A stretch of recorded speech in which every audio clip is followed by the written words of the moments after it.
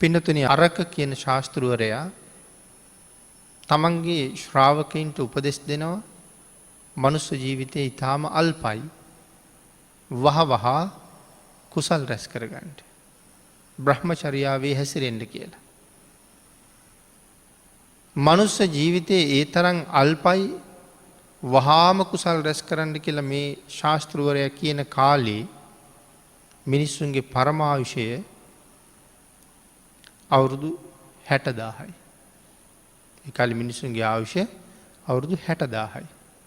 ඒ කාලේ තමයි කියන්නේ ඉක්මන් කරන්න වහවහා කියලා. අපි එතන ඉඳලා අද දේශනාව පටන් ගමු. මෙතන සඳහන් කරනවා ඒ කාලේ තරුණියක් විවාහ කරලා දෙනකොට විවාහයට සුදුසු වයස අවුරුදු 500යි. අවුරුදු 500ක් ගත වුණාම තමයි විවාහ කරලා දුන්න ආවාහ විවාහ කටයුතු කළා කියලා සඳහන් වෙන්නේ. ඒ වගේම පිළිතුරේ මෙතන සඳහන් කරනවා ඒ කාලේ තිබුණේ ලෙඩ 6යි කියලා. මිනිසුන්ට ලෙඩ හැටියට තිබිලා තියෙන්නේ අසනීප 6යි. ඒ අසනීප 6 තමයි සීතල තියෙනවා, උෂ්ණය තියෙනවා. බඩගිනි තියෙනවා, පිපාසය තියෙනවා. බැසිකිලි යන්න ඕනේ, මුත්‍රා කරන්න ඕනේ. මේ තමයි ආබාධ 6. මේ හැර වෙන ආබාධයක් තිබුණ බවක් සඳහනක් නැහැ. යටත් පිරිසෙන් හිසේ කැක්කුමක්, බඩේ කැක්කුමක්වත් තිබුණේ නැහැ කියන කාරණාව විය හැකි. මේ සඳහන් කරන්නේ අල්පාබාධයි ආබාධ 6යි තිබ්බ කියලා. නමුත් අද ගැන කල්පනා කරාම මේ 6ම ආබාධ නෙමෙයි. අදත් මිනිස්සුන්ට මේ දේවල් තියෙනවා. මෙව්වා අපි ලෙඩ හැටියට දකින්නේ නැහැනේ. පිපාසය ආපුවම අපි ඒක ලෙඩක් කියලා අපි දකින්නේ නැහැ කොහොමද? මේ අරක ශාස්ත්‍රුන් වහන්සේගේ කාලේ තමයි එහෙම සඳහන් කළේ. පින්නතුනි මෛත්‍රී බුදුරජාණන් වහන්සේගේ කාලේ ලෙඩ 4යි කියලා තමයි සඳහන් කරන්නේ. එතන සඳහන් කරන්නේ බඩගිනි පිපාසය තියෙනවා, මල මුත්‍රා කිරීමේ අවශ්‍යතාවය තියෙනවා. එහෙනම් මෛත්‍රී භාග්‍යතුන් වහන්සේ පහළ වෙන කාලේ මිනිස්සුන්ට උහුලන්න බැරි සීතලත්, මිනිස්සුන්ට උහුලන්න බැරි උණුසුමත් ලෝකෙ තිබුණ තියෙන්නේ නැතුව ඇති කියන කාරණාවයි මේ කියන්නේ. ඒ කාලෙට ලෙඩ 4යි. අරක ශාස්ත්‍රුන් වහන්සේ වැඩ හිටිය කාලේ ලෙඩ 6යි කියලා පෙන්නලා තියෙනවා. පින්නතුනි මෙතන සඳහන් කරනවා බුදුරජාණන් වහන්සේ දේශනා කරනවා මහණෙනි මෙතරම්ම දීර්ඝායුෂ ඇති කාලේ ආබාධ අඩු කාලේ මෙම අරක නම් ශාස්ත්‍රුන් වහන්සේ මෙහෙම ධර්ම දේශනා කළා නම් මෙහෙම අල්පාබාධ තියෙන කාලේ දේශනා කළේ වහවහා යහුසුලුව කුසල් කරගන්න කියලා.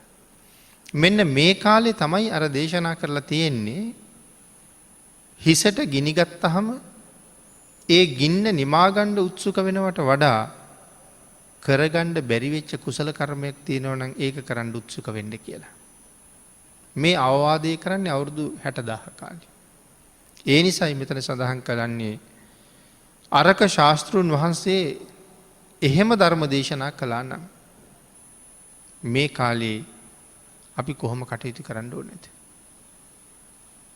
මේ කාලේ අපිට තියෙන අසනීප මොනවද කියලා අපි දන්නෙත් නැහැ. සමහර කෙනෙක් මැරිලා වලලලා මාස ගාණක් ගියහම තමයි පරීක්ෂණ වලින් වාර්තා එන්නේ අහවල් ලෙඩේ හැදිලා තිබින්නේ කියලා. ඒ කියන්නේ වෛද්‍යවරයෙකුටත් හොයාගන්න බැරි ලෙඩ මේ කාලේ තියෙන්නේ. අනික මෙතන කතා කරන්නේ අවුරුදු 60,000ක් ගැන. අපේ කාලේ පරමාවිෂය අවුරුදු 120යි. ඒතර භාග්‍යතුන් වහන්සේගේ කාලේ පරමාවිෂය සඳහන් කරන්නේ 100ට වැඩි 200ට අඩුයි. අපි බුදුරජාණන් වහන්සේ වැඩ හිටපු කාලේ 100ට වැඩි 200ට අඩුයි. අපි කලින් දේශනාවේ සාකච්ඡා කළා 160ක් අවුරුදු වැඩ හිටපු බක්කුල මහරහතන් වහන්සේ 150ක් ආයු වළඳපු අනුරුද්ධ මහරහතන් වහන්සේ පිළිබඳව කරුණු දක්වලා බුද්ධ පරිනිර්වාණයෙන් අවුරුදු 100කට පස්සේ පවත්වපු දෙවනි ධර්ම සංගායනාවට භාග්‍යතුන් වහන්සේ දැකපු මහරහතන් වහන්සේලා 8 නම සහභාගී වෙච්ච බව. එහෙනම් ඒ කාලේ අවශ්‍ය අවුරුදු 160ක උපරිමයක් තිබිලා තියෙනවා. නමුත් සඳහන් කරන්නේ 100ට වැඩි 200ට අඩුයි කියලා. මූලාශ්‍රය 160 150 එහෙම පෙන්නලා තියෙනවා. ඒ අපේ බුදුරජාණන් වහන්සේ ජීවමානව වැඩ හිටපු කාලේ. එතකොට මේ කාලේ පරමාවිෂ ගැන කතා කරනකොට සාමාන්‍ය 120න් වගේ සීමා වෙලා තියෙනවා. ඒ වුණාට අපි 100ක්වත් ජීවත් වෙන කෙනෙක් මේ කාලේ ඊටාම කලාතුරකින් තමයි අහන්නේ. සාමාන්‍ය අපේ අවශ්‍ය 65 75 80 වගේ සීමාවට ඇවිල්ලා තියෙනවා. ආබාධවලත් සීමාවක් නැහැ. එහෙමනම් මේ කාලේ අපි කුසල් රැස් කරන්න කොහොම උත්සුක විය යුතුද කියන කාරණාව අපිටවත් තේරෙන්නේ නැති තරම් කරුණක්. නමුත් කුසල් රැස් කරන බවක් නම් පේන්නේ ඊටාම අඩුවෙන්මයි. සංසාරේ කොච්චර බය නිසා මෙහෙම කරුණු දක්වන්නේ නැද්ද? මෙතන සඳහන් කළා අද හැටියට බැලුවහම මේ අරක ශාස්ත්‍රුන් වහන්සේගේ කාලේ ලෙඩ තිබිලා නැහැ කියන කාරණාව තමයි අපිට කියන්න තියෙන්නේ. සඳහන් කරනවා බ්‍රාහ්මණයිනි මිනිසයන්ගේ ජීවිතය අල්පයි, ඊතා සුළුයි, ඊතා කුඩයි, වහවහ පෙරලෙනවා. බොහෝ දුක් සහිතයි. අරක ශාස්ත්‍රුන් වහන්සේ සඳහන් කරනවා.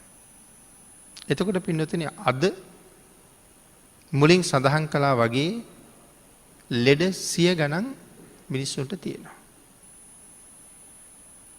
මේ කාලේ හැටියට එදා තිබිච්ච දේවල් ලෙඩක් නෙමෙයි කියලා සඳහන් කළා. බහු දුක්ඛං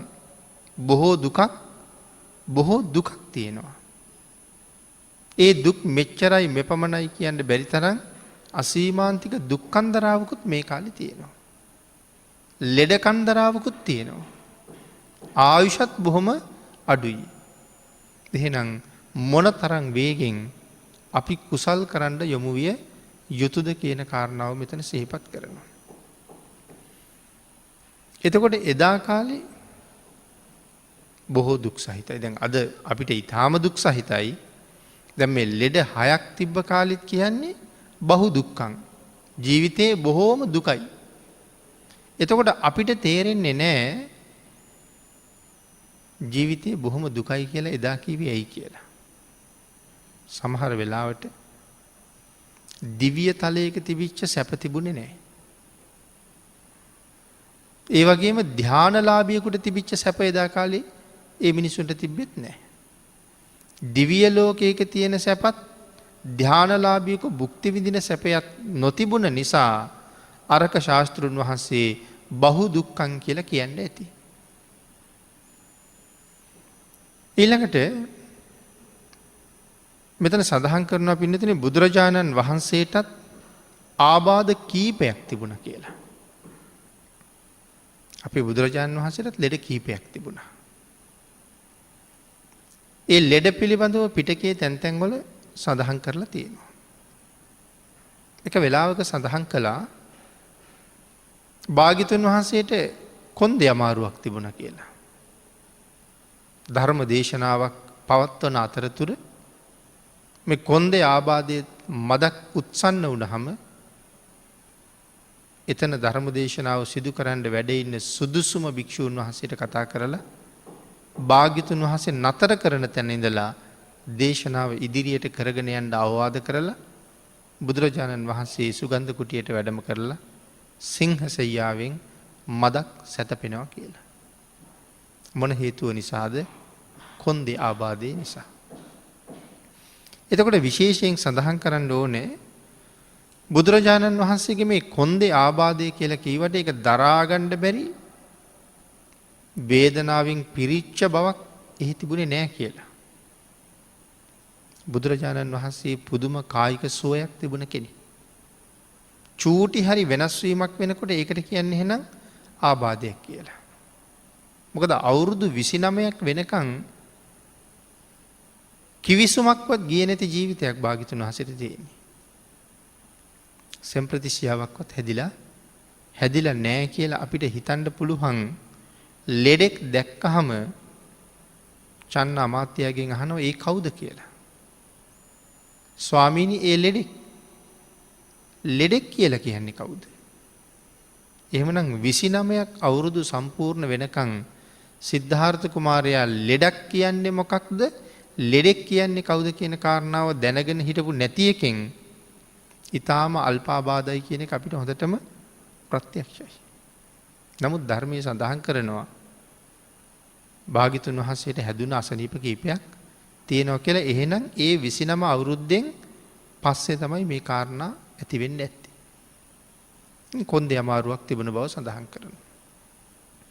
මේ කොන්දේ අමාරුව මොන හේතුව නිසාද කියලා පැහැදිලි කරනකොට සංයුක්ත නිකායේ පළවෙනි පොතේ දේවහිත කියන සූත්‍රයේ තමයි මෙහෙම සඳහන් කරන්නේ.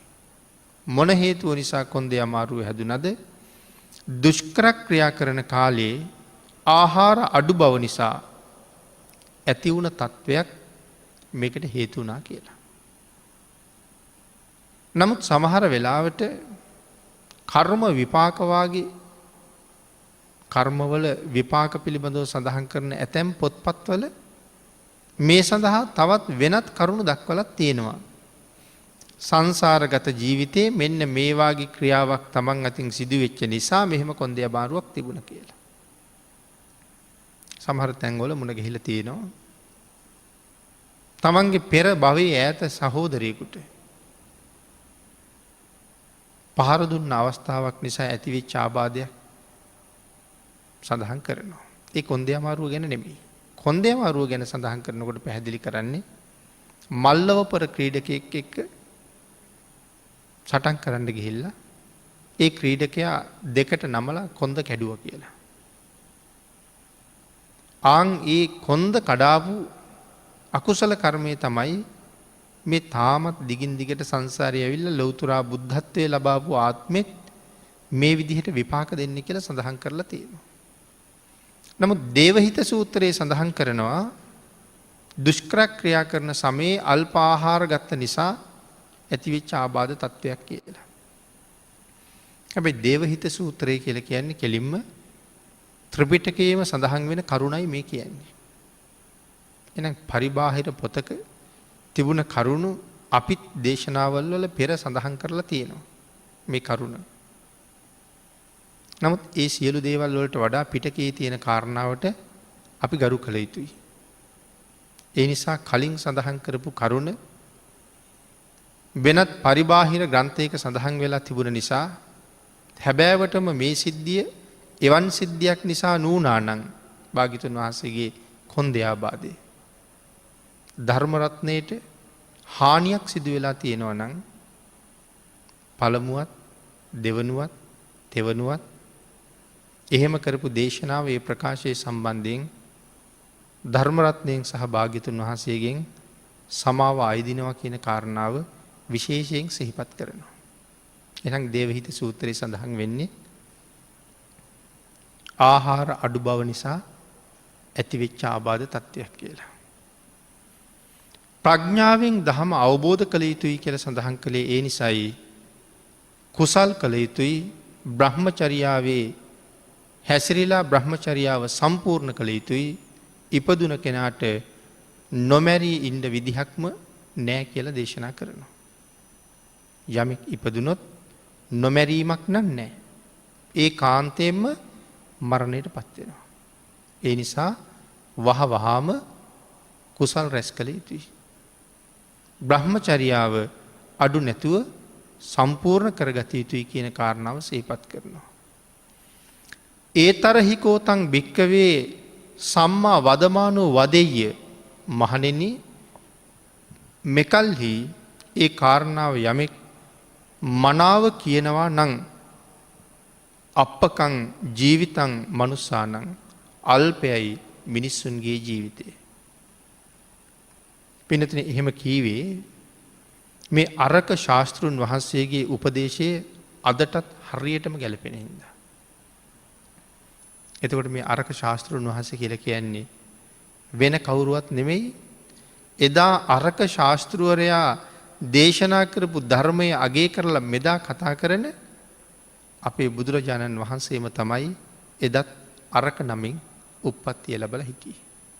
එනම් අරක ශාස්තෘවරයත් බුදු පියාණන් වහන්සේත් සංසාරගත ජීවිතය දෙන්නෙක් වගේ පෙනුනට හැබෑවටම මේ කෙනෙක්මයි. මෙතන සඳහන් කරනවා අපි ආයුෂය ගැන නැවත වැඩිම වුණොත් මේ කාලේ අවුරුදු 120යි. බුදුරජාණන් වහන්සේ ඒ ආයුෂය අපිට මෙන්න මෙහෙම බෙදලා පෙන්නනවා. භාග්‍යවතුන් වහන්සේ පෙන්නනවා වර්ෂ 100ක් කෙනෙක් ජීවත් වුණොත් අවුරුදු 100ක් ජීවත් වුණොත් ඍතුන් තියෙනවා 300ක්. අවුරුදු 100ක් ජීවත් වෙන පුද්ගලයෙකුට ඍතුන් 300කට මුණ දෙන්න වෙනවා. ඒක තමයි හේමන්ත ඍතුන් 100යි. ගිම්හාන ඍතුන් 100යි. වස්සාන ඍතුන් 100යි. එතකොට 300යි. අවුරුද්දකට ඍතු 3යි. එතකොට අවුරුදු 100ක් ජීවත් වෙනවා නම් ඍතු 300යි. මාස තියෙනවා 1200ක්. ඊළඟට සඳහන් කරනවා ගිම්හානයට මාස 4යි, හේමන්තයට මාස 4යි, වස්සානයට ගිම්හානයට මාස 400යි, හේමන්තයට 400යි, වස්සානයට 400යි. පුරහා අවපක්ෂ හැටියට බැලුවොත් 2400යි. මාස එක පැත්තක් පුරපක්ෂය, අනිත් පැත්ත අවපක්ෂය. පුර පැත්තේ පෝය ගැන කතා කරනට අපි කියනවා පුර අටවක කියලා, අව පැත්තට යනකොට අව අටවක කියනවා.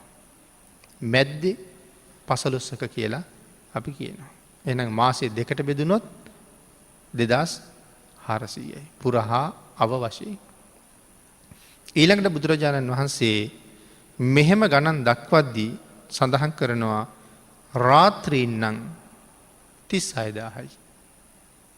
අවුරුදු 100ක් ජීවත් වෙන කෙනෙකුට රාත්‍රීන් එළඹෙන්නේ 36000යි. ඒ කියන්නේ අවුරුදු 100ක් ඉන්නවා කියලා කියන්නේ අපිට ජීවත් වෙන්න තියෙන දවස් 36000යි. එහෙම කල්පනා කරාම නම් තේරෙනවා මෙච්චරද ජීවත් වෙන්නේ කියලා. අවුරුදු 100ක් කියනකොට ලොකුවට හිතෙනවා. දවස් ගණනින් කියහම දවස් 36000යි ඉන්න තියෙන්නේ. ඊළඟට සඳහන් කරනවා මේ අවුරුදු 65ක් 70ක් වගේ කාලේ. එහෙනම් අපේ ආයුෂය මොනතරම් වේගෙන් පිරිහිලාද කියලා. කැලෙන්ඩර් එක කොලේ අපි දවසින් දවස කඩලා අයින් කරනවා. එහෙම කැලෙන්ඩර් තියෙනවනේ. දිනේ දිනේ කඩලා අයින් කරන කැලෙන්ඩර් තියෙනවා. ඒ වාගේ දවස් 70යි නම් ජීවත් වෙන්නේ. අවුරුදු 70යි නම් ජීවත් වෙන්නේ. දවස් ගාන හදලා බලලා දවසක් ගෙවිලා නැවත අලුතෙන් දවසක් උදා වෙනකොට හරියට අර කැලෙන්ඩරේ කොලයක් ගලවලා අයින් කරා වගේ මට ජීවත් වෙන්න තිබිච්ච දිනවලින් එකක් අයින් වෙලා ගිහිල්ලා. එහෙම අයින් කර බැලුවොත් දැන් මට මෙච්චරයි ජීවත් වෙන්න දෙන්නේ කියලා. මං හිතනවා මිනිස්සු මීට වඩා පින්කම් කරන්න උත්සුක වෙයි කියලා.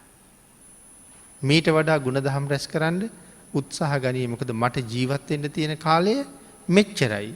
ඒකිනුත් දැන් දවසක් ඉවරයි. දැන් ඒ වුණාට අපිනේ තියාගෙන ඉන්නේ 70ක් 75ක් කියලා. කවුද දන්නේ 20න් මැරෙයිද කියලා? 25න් මැරෙයිද කියලා? අපි හිතාගෙන හිටියට රැකියාවක් හම්බ වෙයි අපිට. රැකියාවක් වෙනුවෙන් හොඳට මහන්සි වෙලා ඉගෙන ගන්නවා. ඒ සියල්ලම කරලා උපාධියත් අරගෙන සමහරට උපාධි සහතිකය අරගෙන ගෙදර එන ගමන් මැරෙන්නත් පුළුවන්. පත්වීම් ලිපිය ගණ්ඩ යනකොට මැරෙන්නත් පුළුවන්. අරන් ගෙදර එනකොට මැරෙන්නත් පුළුවන්. තවම රස්සාවට ගියේ නෑ. අපි මේ 70 හදාගෙන හිටියට 70 ජීවත් වෙනවා කියලා කාරණාවක් නම් කොහෙත්ම නෑ. කැලෙන්ඩරේ දින ගලව හිටියට අපිට දින අඩු කර හිටියට මේ 70කට ඉන්න පුළුවන් වෙන එකක් කොහොමත් නෑ.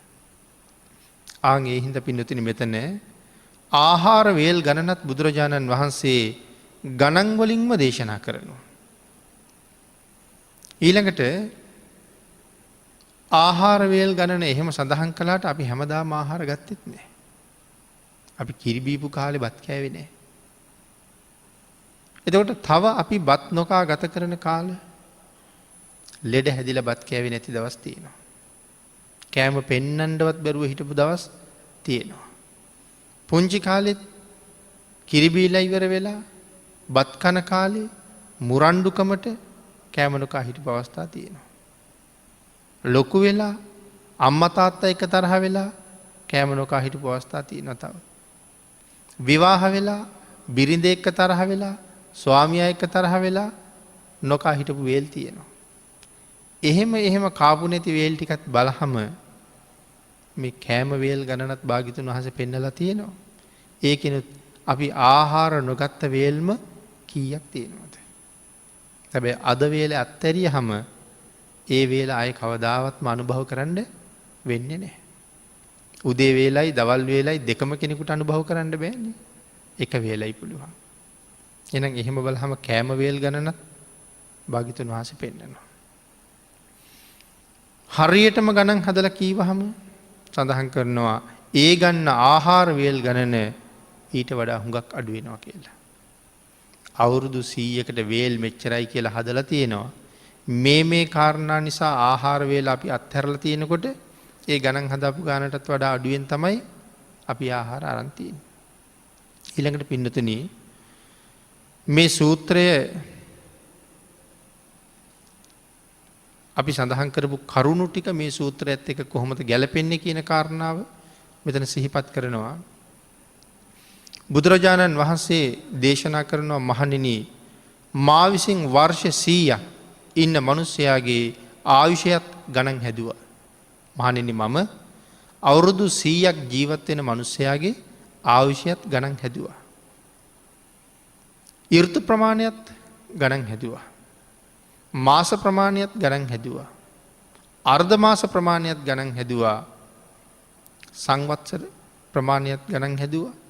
රාත්‍රීන් ප්‍රමාණයත් ගණන් හැදුවා. භෝජනය කරන වේල් ප්‍රමාණයත් ඒ ප්‍රමාණයට වෙන අනතුරු ප්‍රමාණයත් ගණන් හැදුවා.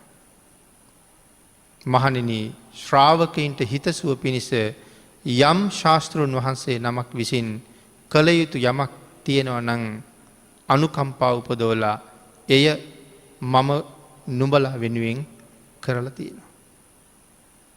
එහෙමනම් මම ඒ දේ මනාව උඹලට පෙන්නලා තියෙනවා. තව කුමන කාරණාවක් හින්දා වීරිය වඩන්නේ නැතුව ඉන්නවද?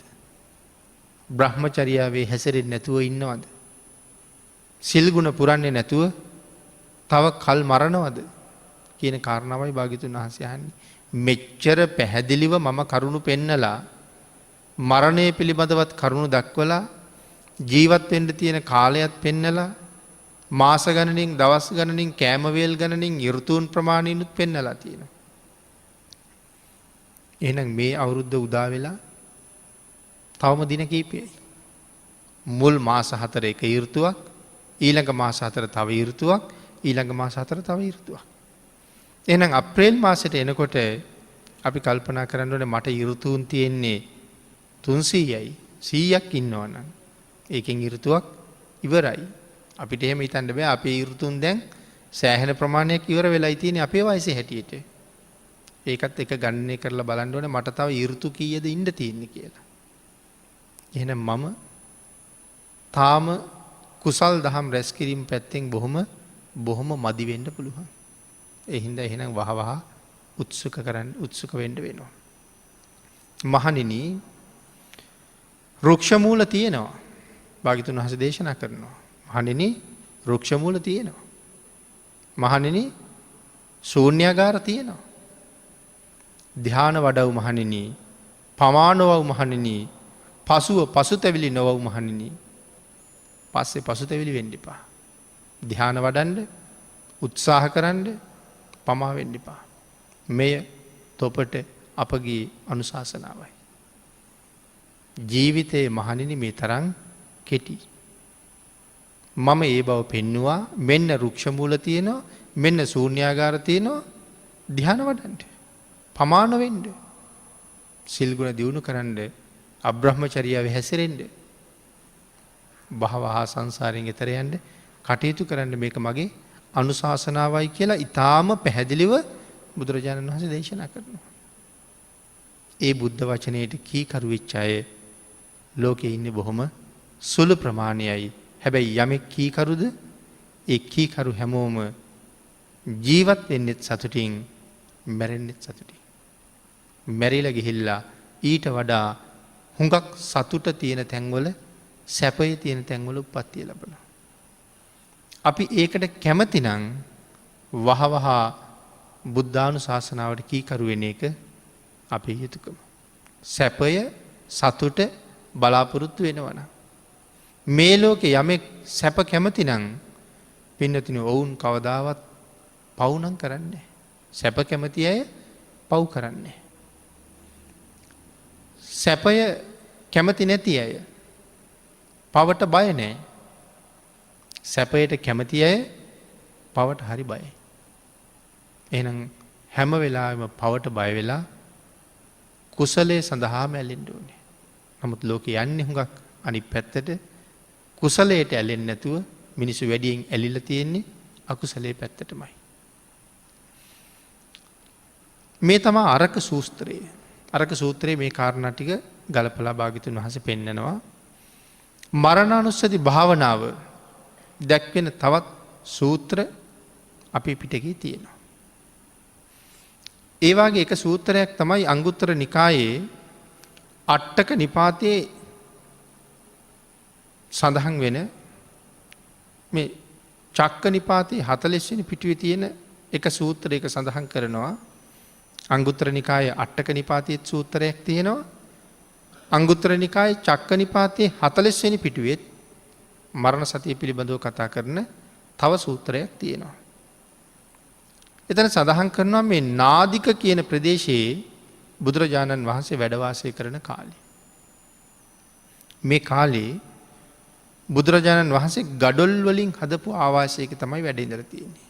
ගිජ්ජකාවසතේ කියලා සඳහන් කරලා තියෙනවා ඒ නිසා. එහි ඉඳලා භික්ෂූන් වහන්සේලා ආමන්ත්‍රණය කරලා බුදුරජාණන් වහන්සේ දේශනා කරනවා මහණෙනි මරණය පිළිබඳව සිහිය වඩන ලද්දේ බහුලව වඩන ලද්දේ එය මහත්ඵල මහානිසංස වෙයි. යම් කෙනෙක් මරණය සිහිපත් කරනවන. මරණය අනුස්මරණය කරමින් භාවනාවක් කරගන්නවා නම් ඒක මහත් ආනිසංස ගෙනල්ල දෙනවා කිය. මරණ සතිය වැඩීම ඉතාමත්ම ආනිසංසදායකයි. නිවනට ඇතුළත් වෙන මේ භාවනා ක්‍රමය නිවනින්ම කෙරවල වෙනවා. මරණ සතිය වඩන කෙනා නිවනම අරමුණු කරගත්ත කෙනෙ. මේ භාවනාව කෙරවල වෙන්නෙත් නිවනින්ම තමයි. එනම් මරණ සතිය නිවන දක්වාම හේතුවෙන භාවනා ක්‍රමයක්. බුදුරජාණන් වහන්සේ අපෙන් ප්‍රශ්නයක් අහනවා මහණෙනි නුඹලා මරණ සතිය වඩනවද? භික්ෂුන් වහන්සේලාගෙන් අහනවා මහණෙනි නුඹලා මරණ සතිය වඩනවද? එහෙම ඇහුවාම ඒක භික්ෂුන් වහන්සේ නමක් පිළිතුරු දෙනවා ස්වාමීනි මම මරණ සතිය වඩනවා. මහණ නැත්නම් භික්ෂුව ඔබ කොහොමද මරණ සතිය වඩන්නේ? උන්වහන්සේ සඳහන් කරනවා ස්වාමීනි මට හිතෙනවා එක රැයක් එක දවාලක් ජීවත් වෙමින් භාග්‍යතුන් වහන්සේගේ අනුශාසනාව කරන්න ඉඩ ලැබුණොත් හොඳයි කියලා. එක රැයකුයි එක දවාලකුයි මට ජීවිතය තිබ්බොත් ඇති. භාග්‍යතුන් වහන්සේගේ අනුශාසනාව සම්පූර්ණ කරන්න මට ඒක ප්‍රමාණවත්. ඊළඟට සඳහන් කරනවා බුදුරජාණන් වහන්සේ තවත් භික්ෂූන් වහන්සේ කෙනෙකින් මේ කාරණාව අහලා. ඒ භික්ෂූන් වහන්සේ සඳහන් කරනවා ස්වාමීනි මමත් මරණ සතිය වඩනවා. උන්වහන්සේගෙනුත් අහනවා භික්ෂුව ඔබ කොහොමද මේ වැඩේ කරන්නේ? උන්වහන්සේ සඳහන් කරනවා මට දවල් කාලයක් ජීවත්ව භාග්‍යතුන් වහන්සේගේ අනුශාසනාව මෙනෙහි කරමින් කළ යුතු දේ කරන්න තිබුණොත් හොඳයි. මට එක දවාලා කලින් භික්‍ෂූන් වහස කීවේ මට රැයකුත් දවාලකුත් තිබුණොත් මේ අනුශාසනාව කරන්න. දෙවනි භික්‍ෂූන් වහස කියනවා මට එක දවාලක් තිබුණොත් භාගිතුන් වහන්සේගේ අනුශාසනාවට අනුව කටයුතු කරන්න.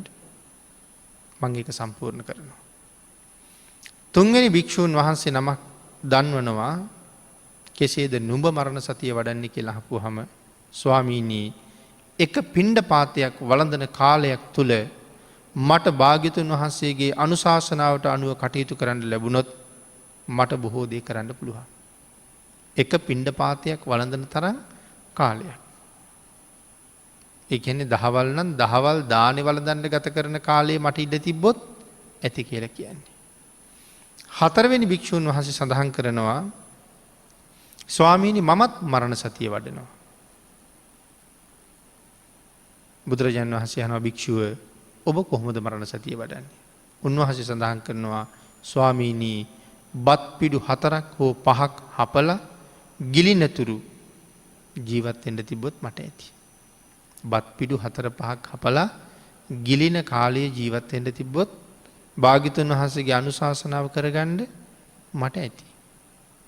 පින්නතුනි අපේ බුදුරජාණන් වහන්සේ මේ 4 නමකගේම උත්තර වලට සවන් දුන්නා.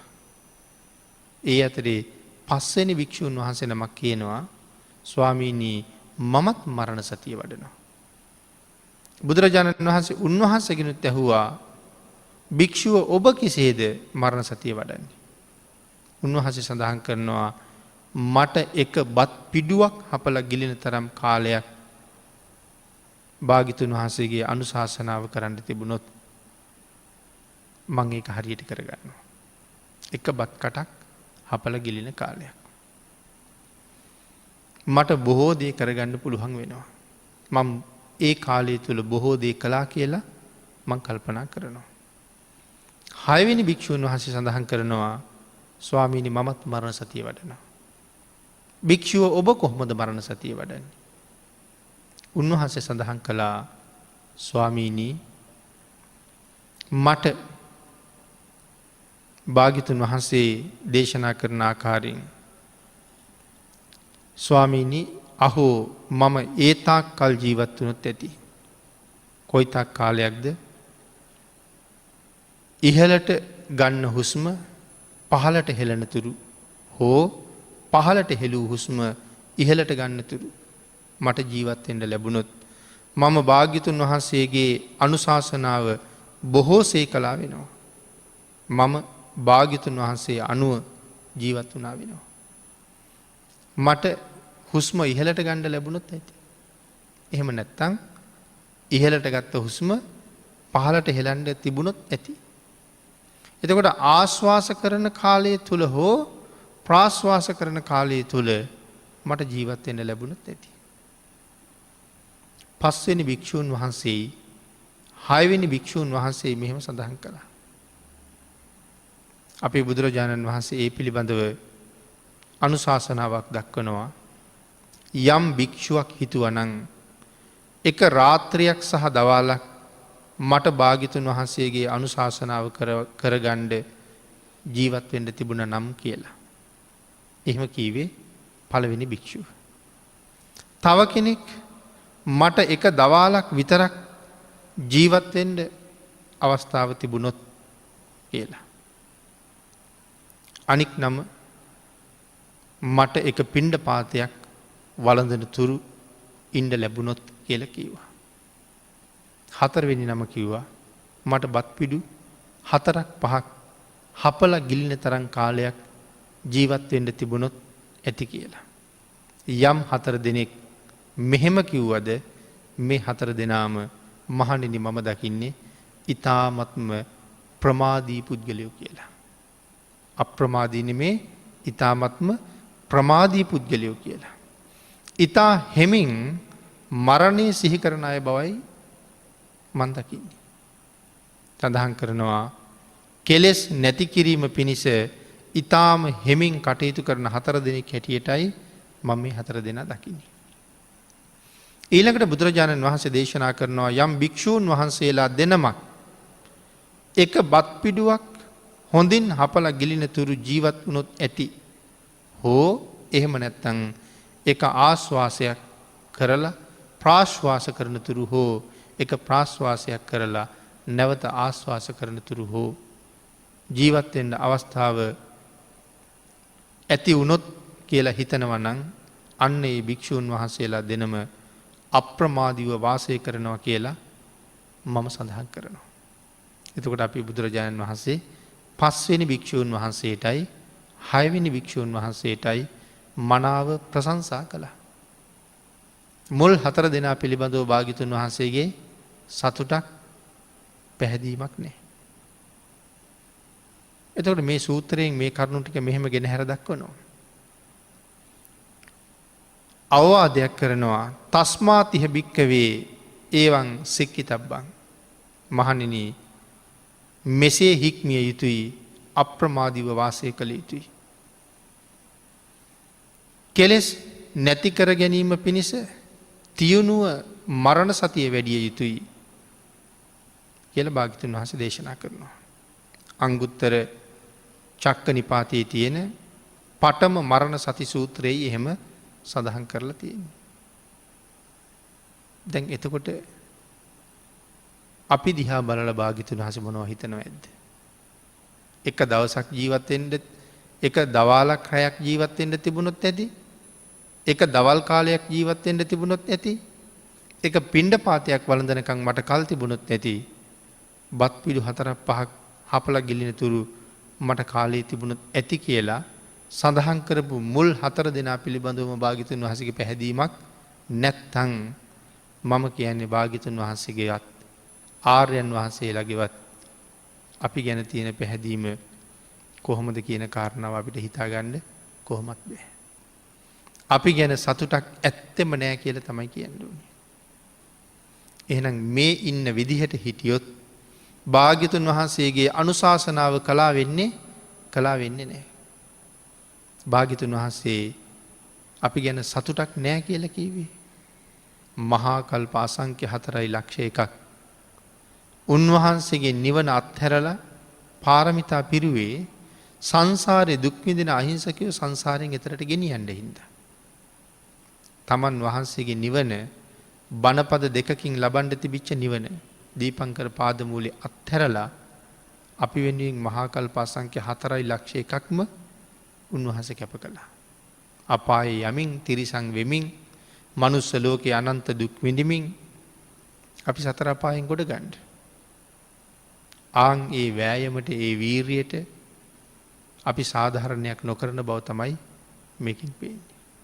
උන්වහන්සේගේ කැපකිරීමට අපෙන් සාධාරණයක් ඉෂ්ට නොවෙනකොට අපි ගැන භාග්‍යවතුන් වහන්සේගේ කුමන සතුටක්ද කියලා තමයි හිතන්න වෙන්නේ. එහෙනම් මරණ සතිය කොයි තරම් දියුණු කරන්න ඕනේ නැත. සුවයක් සතුටක් බලාපොරොත්තු වෙන කෙනෙක්.